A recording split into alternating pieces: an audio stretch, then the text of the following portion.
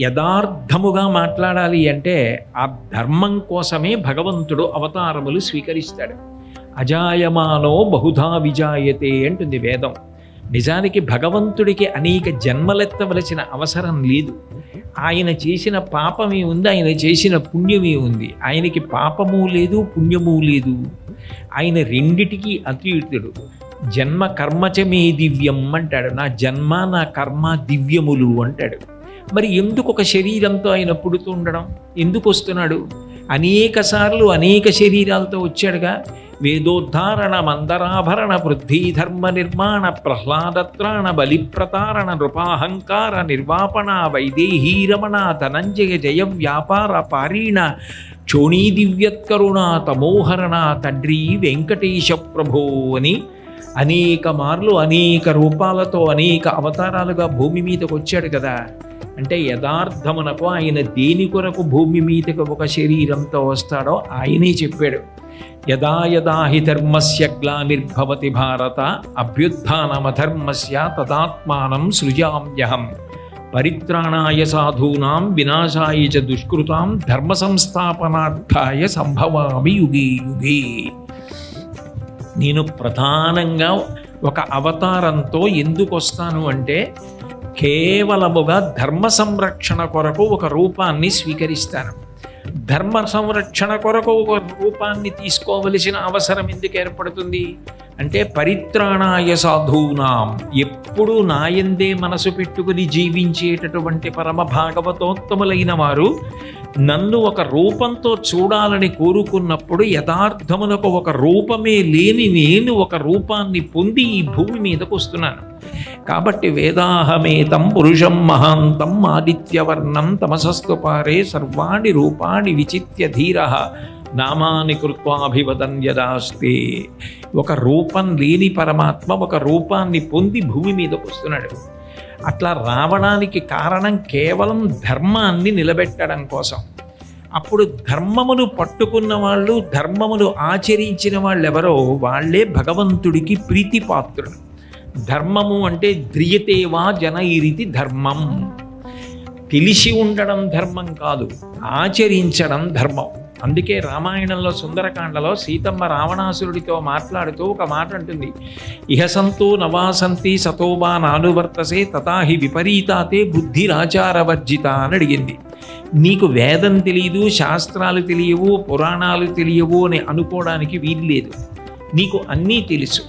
నీకు అన్నీ తెలిసినా నువ్వెందుకు ఆచరించవు? నీకు ఇక్కడ ఆచరించమని చెప్పేవారు లేరా? లేకపోతే ఆచరించడం మీద నీకు ఆసక్తి లేదా అని అడిగింది. ఆచరించినదేదో అది మనని కాపాడుతుంది. అందుకే ధ్రియతేవా జనైరితి ధర్మం. ఏది మీరు పట్టుకున్నారో, ఏది అనుష్ఠించారో అది ధర్మం. భీష్మాచార్యుల వారు అందుకే మహాభారతంలో మాట్లాడుతూ ఆచార ప్రభవో ధర్మ అన్నాడు. ధర్మం అనగా ఏమి అంటే ఆచరించినదేదో అది ధర్మము. నువ్వు ఏది చెయ్యాలో అది చెయ్యాలి. నీకు అక్కర్లేనిది, నీకు సంబంధించనిది, నువ్వు చెయ్యకూడనిది నువ్వు చెయ్యకుండా ఉండాలి. నువ్వు ఏది చెయ్యాలో, ఏ కాలమునందు చెయ్యాలో, ఏ దేశమునందు చెయ్యాలో అది నువ్వు చెయ్యాలి. ఏది చెయ్యాలో ఏది చెయ్యకూడదో చెప్పవలసిన వాడెవరు అంటే భగవంతుడే చెప్తాడు. వ్యక్తులను చెప్పమన్నారనుకోండి, నాకు ఇష్టమైంది నేను చెప్తాను, వేరొకరికి ఇష్టమైంది వేరొకరు చెప్తారు. అట్లా కాదు. ఎప్పుడూ ఒక్కటే చెప్పాలి అంటే, అందరూ ఇది పాటించాలి అని చెప్పాలంటే భగవంతుడే చెప్పాలి. అందుకే ధర్మమును ఏది చెప్తుంది అంటే వేదం చెప్తుంది. వేదోఖిలో ధర్మమూలం. ధర్మమంతా దేనిలో చెప్పబడింది అంటే వేదములో చెప్పబడింది. వేదం ఎవరు? భగవంతుని యొక్క ఊపిరి. నేను నా ఊపిరి రెండు కాదు. నేను ఊపిరి తీసి విడిచిపెడుతున్నప్పుడు నా ఊపిరిని వాక్కుగా మారుస్తాను. అందుకే నా వాక్కు నా ఊపిరి నేను ఒక్కటే అయి ఉంటాం. భగవంతుని యొక్క ఊపిరే, భగవంతుని యొక్క మాటయే వేదం. అందుకే అది అపౌరుషేయం. అది ఎవరి చేత రచింపబడినది కాదు. ఈశ్వరుడు ఎంతటి సనాతనుడో వేదము కూడా అంతే సనాతనము. అటువంటి వేదము ప్రమాణముగా కలిగిన ధర్మం కాబట్టి దీనికి సనాతన ధర్మము అని పేరు. అటువంటి సనాతన ధర్మమునందు ధర్మమును ఆచరించడమే మనిషికి అత్యంత ప్రధానమైనటువంటి లక్షణం. ధర్మాచరణ కన్నా నిజానికి గొప్పది లేదు. మీరు సమస్త శాస్త్రములను, కావ్యములను, పురాణములను పిండేస్తే అందులోంచి వచ్చేవి రెండు అక్షరాలు, ధర్మం. ఈ ధర్మమును చెప్పడం కోసమే సమస్త పురాణాలు, కావ్యాలు, శాస్త్రాలు అన్నీ వచ్చాయి. ఆ ధర్మాన్ని పట్టుకున్నవాడెవరో ఆయన పరమేశ్వరుడికి అత్యంత ప్రీతిపాత్రుడు.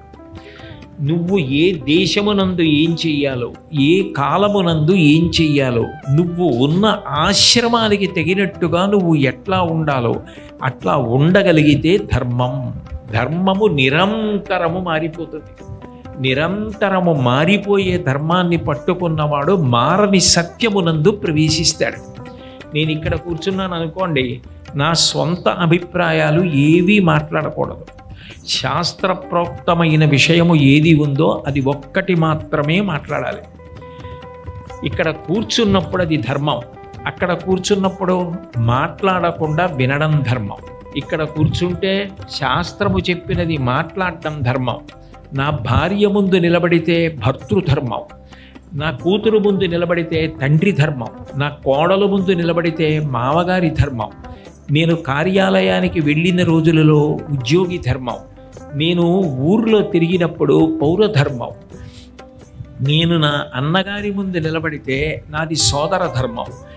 ధర్మం నిరంతరం మారుతుంది. మీరు ఎవరి ముందు నిలబడ్డారన్న దాన్ని బట్టి మీ ధర్మం మారిపోతుంది. గురువుగారు ముందు నిలబడితే శిష్య ధర్మం, శిష్యుడి దగ్గర నిలబడితే గురుధర్మం.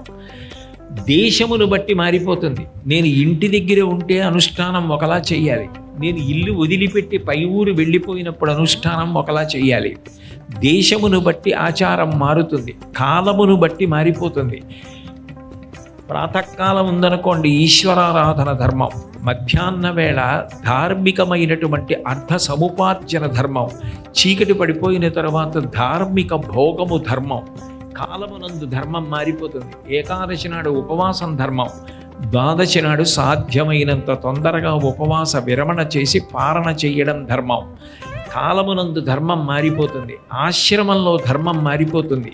బ్రహ్మచారిది ఒక ధర్మం, దానం పట్టుకూడదు, అద్దం చూసుకోకూడదు, అలంకారం చేసుకోకూడదు, తాంబూలం వేసుకోకూడదు.